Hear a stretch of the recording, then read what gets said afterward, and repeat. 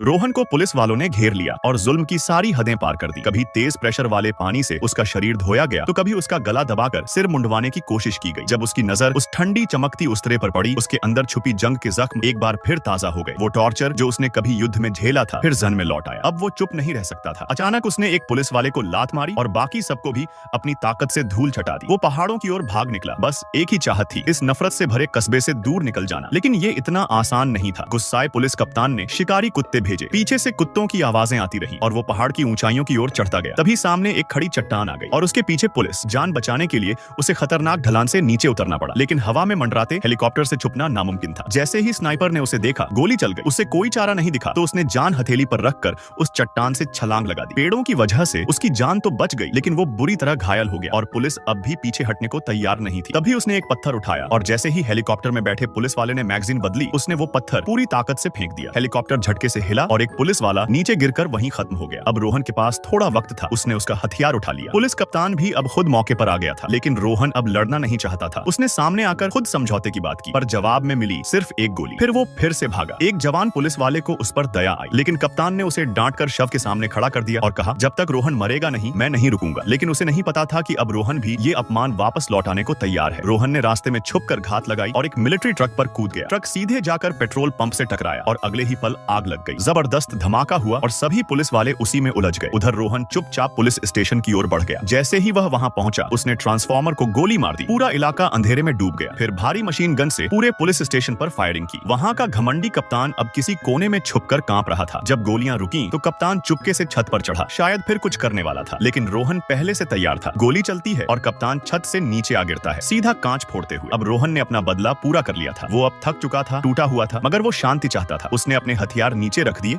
और खुद पुलिस के सामने सरेंडर कर दिया।